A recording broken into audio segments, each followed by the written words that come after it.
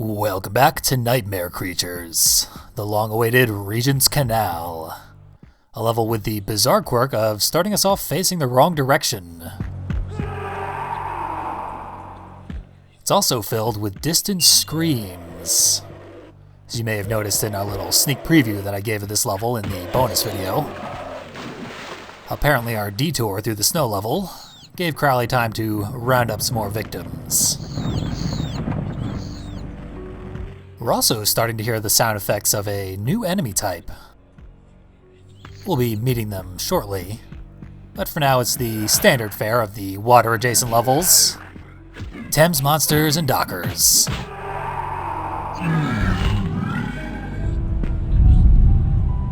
But if we double back the way we came, the higher path, there are mutated rat creatures. And more dockers, no surprise there. Very aggressive enemy type, the rats. But also very low health, as is typical of enemies their size. Should definitely start using items a little more freely. I've stacked up quite a few, especially on Ignatius. I've had a slightly easier time with his playthrough. But Nadia's still doing fine as far as inventory. With that adrenaline meter ever ticking away, it is especially important to kill enemies rapidly. Here at the back of this little secret area is an impenetrable fence with more very useful items stuck behind it. But it's impenetrable. The method to get back there is probably the cruelest in the game thus far. So for now, we can ignore it and hurry off to sate our bloodlust before we die. It's an ambush of rat volunteers, so we'll get a better look at their behavior without their arms blasted off. Rat enemies are really a no-brainer, this being Victorian London and the plague theme and all that. It's kind of surprising we hadn't seen them until now. They're another of the sort of annoying enemy type. Very, very evasive. A little more aggressive than zombies though, so kind of fun to fight. The ones that burst out of here did open a new pathway, which likely contains more secrets.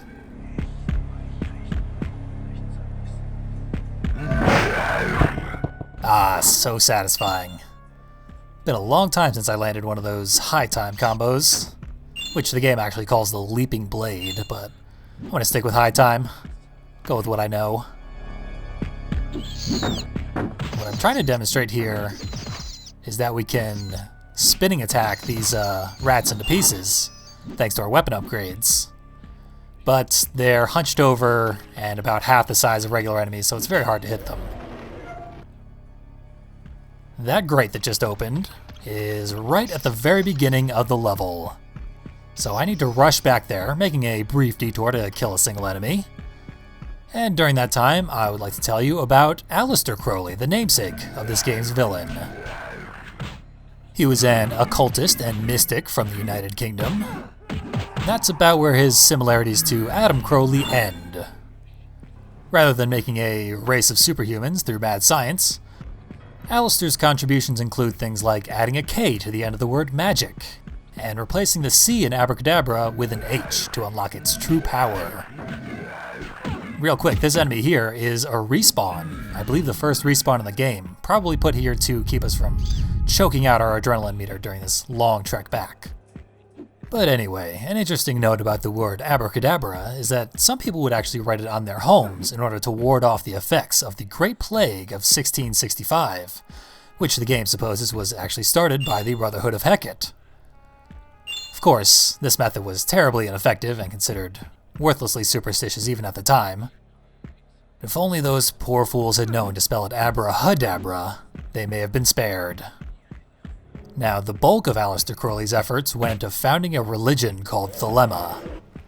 This religion just so happened to name him a prophet who would lead mankind into the Aeon of Horus, in which people would find self-actualization by following the tenet, "Do what thou wilt shall be the whole of the law." Without any context, that could be taken to mean be a sociopath and do whatever the hell you want. But in fact, it referred to the concept of the true will, which is sort of one's destiny. It basically encouraged people to follow the path that would make them happiest in life, be their best self. Of course, this didn't stop Crowley from being labeled an evil Satanist for his ritual magic and mysticism. Being a bit of a provocateur, he fully embraced this, going as far as to send his friends anti-Christmas cards in his later years. This is basically why he became the face of evil throughout history, and the name of numerous villains, not just Adam Crowley in this game. And it's almost universally a complete waste of the philosophy and symbolism behind his teachings, but oh well. And while I was blathering, you did see me finally chop up the rats with spinning attacks. That was pretty neat. Oh, these unmarked barrels here. We've been safely kicking them apart this whole level, but if you kick those ones, you explode. It's a trap, but back here, once we deal with this one more rat, we'll be rewarded greatly. Seem to have finally gotten down the timing on using spinning attacks on them. So over here is another very useful cache of items. Quite a few good ones. This level really lets you stock up for the rest of the game. Just in case you hadn't been all this time. Make it past this level and you're pretty well set as the difficulty continues to ratchet up. But finally, we are done with detours. We can go on the path that we very well could have gone on as soon as we started the level. So the lock-on for the gun isn't always in our best interest. Goes for what is most immediately in front of the character, regardless of distance or threat level. And right there she shot some empty barrels that had not even an explosive effect. Wasting a bullet, but like I said, we've been stocking up. We're doing fine. Divide and Conquer doing some work there.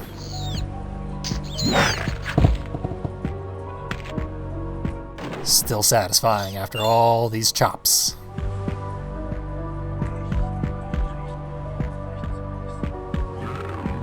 Now this is where things get a little nuts. We get ambushed, and immediately knocked into the water, of course.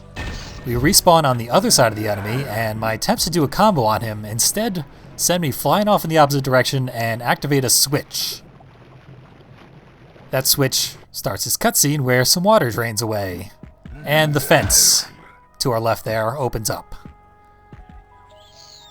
Now, the draining of the water is of course natural. We are at the Regents Canal, but you would think it would mean more backtracking, since backtracking has been the theme of this level so far, and we've seen plenty of water. But in fact, we will shortly see that all the water we've seen thus far is exactly where we left it. What has drained is an area we did not previously have access to, so the cutscene showing us it draining, completely pointless. And in fact, very confusing.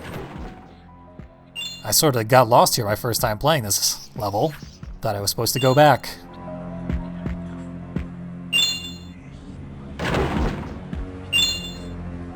For now, in case we missed all the previous secret areas, just a ton of items right here, out in the open. But here's where we can see all the water we've passed up to this point. And on the other side is where the canal emptied out. So we drop down into the canal itself. It's a point of no return. We can no longer return to the last area. All in all, this level is very inefficiently laid out. And really, the way it starts us off backwards in the very beginning, it's kind of dire. Like, this is not a good level. Could certainly be worse. But it certainly doesn't have anything going for it besides a million items and a new enemy type. Also, that ambush is kind of hilarious where he bursts out of the wagon. I haven't actually mentioned it in the commentary yet, but this game has that thing that some games do where your character's head will spin towards points of interest. And in this game, it kind of spins to the point of breaking your character's neck. It's honestly more disturbing than anything else, especially because your characters will only look at enemies, and the enemies are often so aggressive that you couldn't possibly miss them. So it has no effect whatsoever. I did remember hearing that Nintendo copyrighted that effect for use in the Wind Waker. But before that game came out, you sort of saw it everywhere. In this hallway leading up to where I currently am, there was a docker in a wall waiting to ambush us, but I did not get close enough to the wall to trigger the ambush. That docker is the only enemy to survive this level once I complete it here, as I'm just about to do. And had we killed it, it would have also been carrying the only item that I missed, so we would have gotten 100% for both categories. But that doesn't terribly matter. You do not get a bonus item on the PlayStation version. That there was the last enemy, and here is the exit.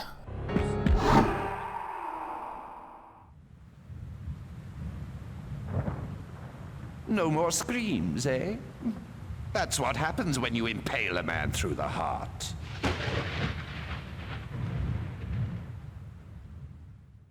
An extra dramatic lightning strike to mark the end of this lackluster level. Maybe try and convince us that it was actually good. To no avail. Join me next time if you have a vested interest in seeing a man impaled through the heart. Ha ha ha ha ha ha ha ha.